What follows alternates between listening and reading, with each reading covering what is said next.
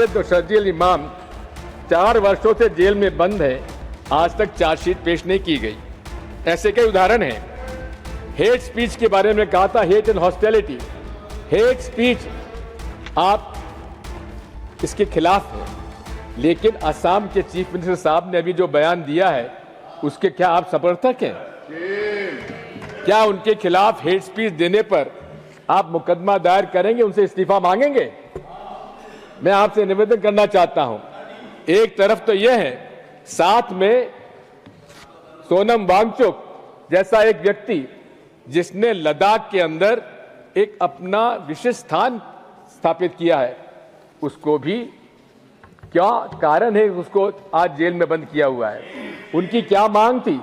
उनकी केवल बहुत बहुत धन्यवाद माननीय सभापति महोदय।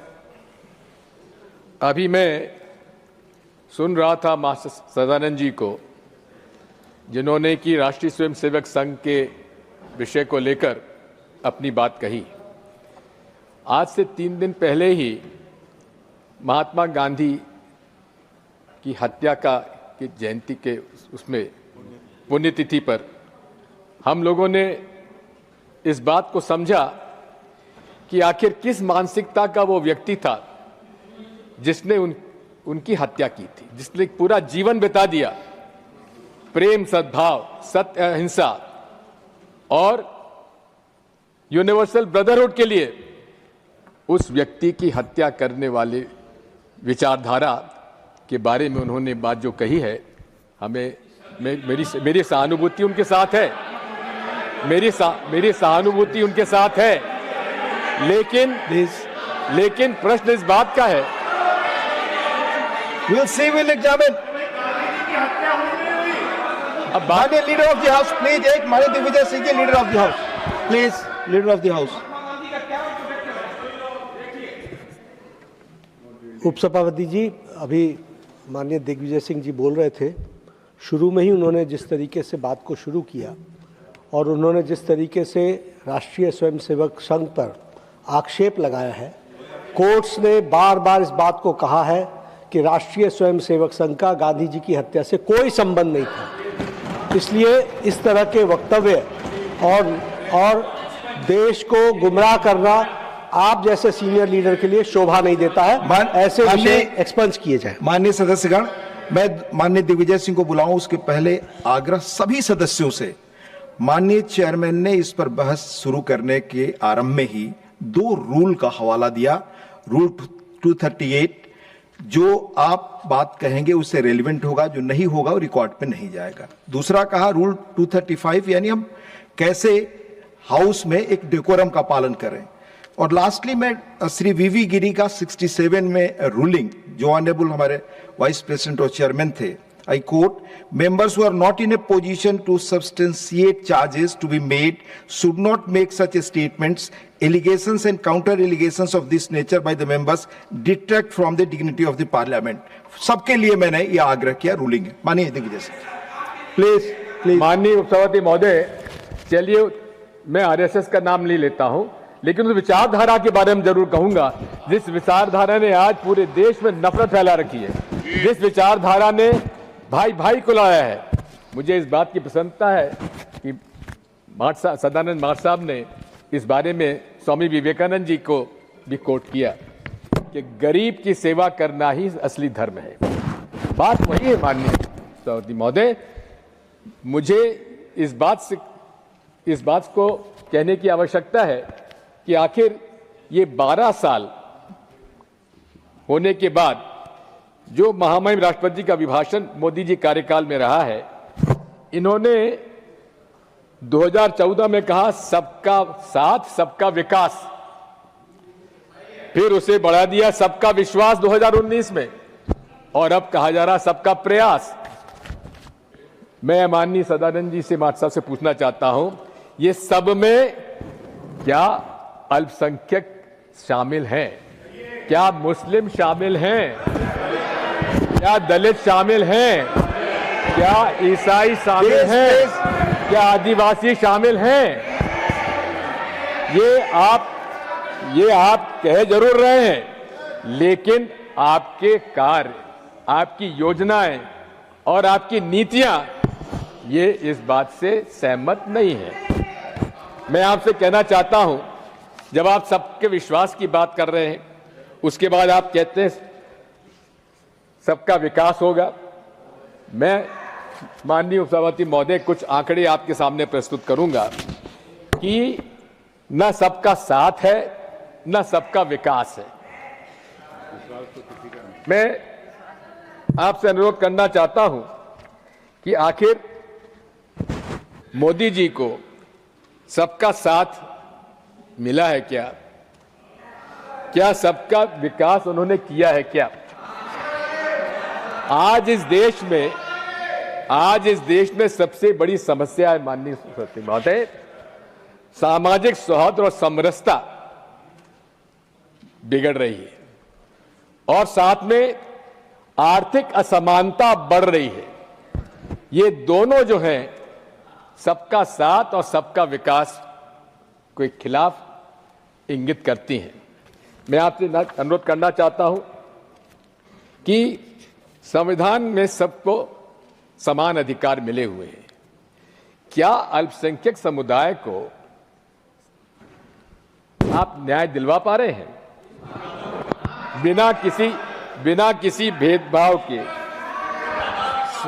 सभी का जीवन जीने का अधिकार दिया हुआ है क्या?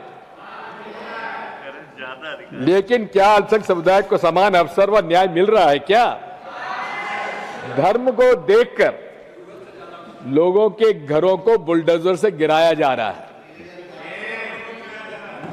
भाई दोषी को दंड मिले, लेकिन उसके परिवार के लोगों ने क्या आरोप क्या दंड देने लायक क्या काम किया है?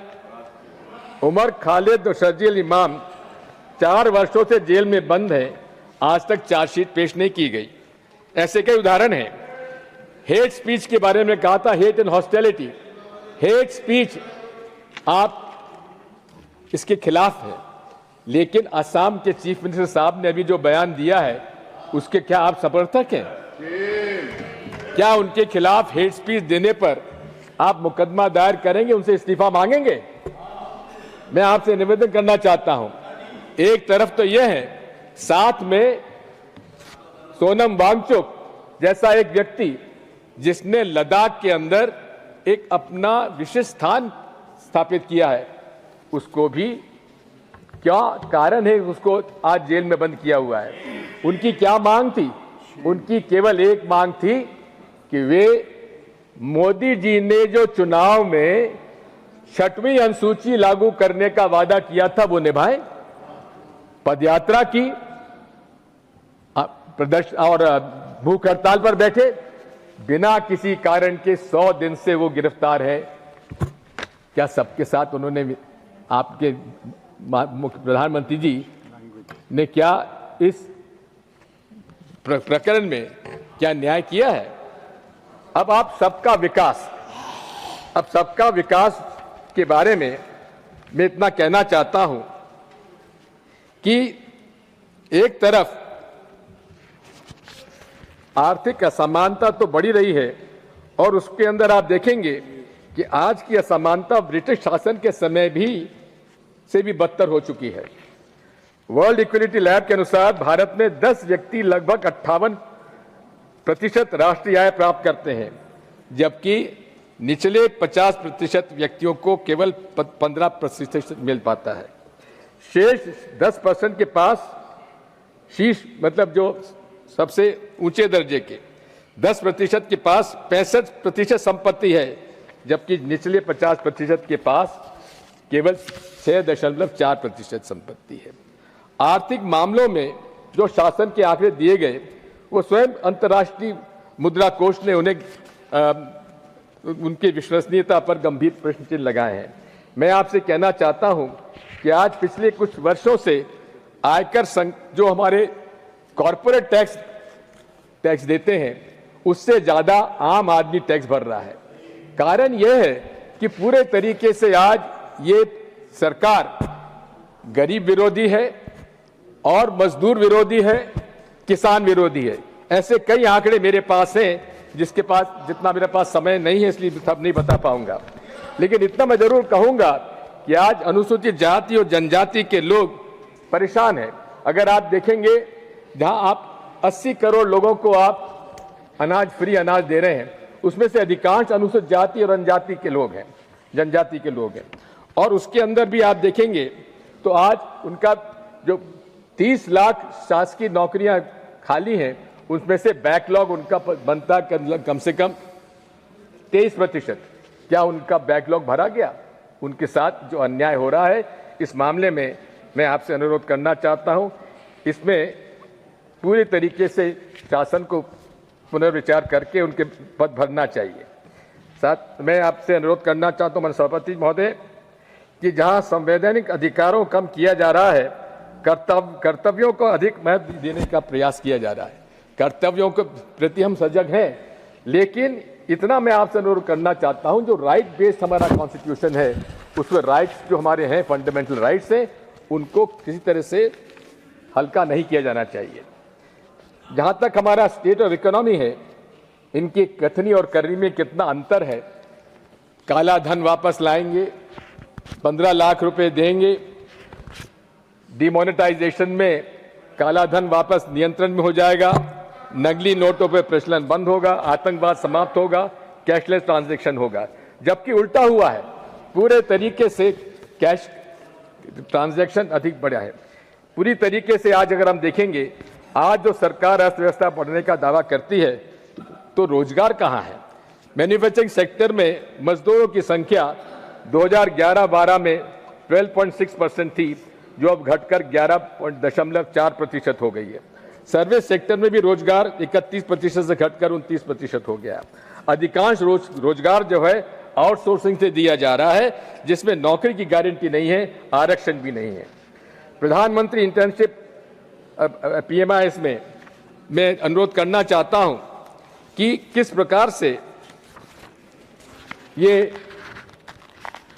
2066 लोगों को इंटर्नशिप दी गई थी, जिसमें से 95 लोगों को केवल जॉब ऑफर हुआ है। प्रधानमंत्री कौशल योजना के अंदर कितना बड़ा स्कैम हुआ मैं बताना चाहता हूं कि 99% लोगों का एक सेम उनके पास उनका फोन नंबर था। और इसी प्रकार से अगर आप देखेंगे कि पूरे तरीके से इसमें भारी CAG ने इसमें भ्रष्टाचार पाया है। मैं आपसे अनुरोध करना चाहता हूं कि आज इस देश में जो हालात हैं, उन हालात में हमें इस पर विचार करना चाहिए कि राष्ट्रीय सुरक्षा के मामले में हम लोग कहां पहुंच गए। आज लोकसभा के अंदर भी इस बारे में चर्चा हुई है, किस प्रकार से चाइना के ने इस हमारे लगभग 2000 स्क्वायर किलोमीटर पर इंडियन टेरिटरी पर कब्जा किया हुआ है। और हम लोग नहीं कह रहे हैं, ये SP लद्दाख ने इस बात को रिकॉर्ड पे नोटिंग में कहा है कि 26 पेट्रोलिंग पॉइंट्स 65 में से आज ईस्टर्न लद्दाख पर चाइना ने कब्जा कर लिया है।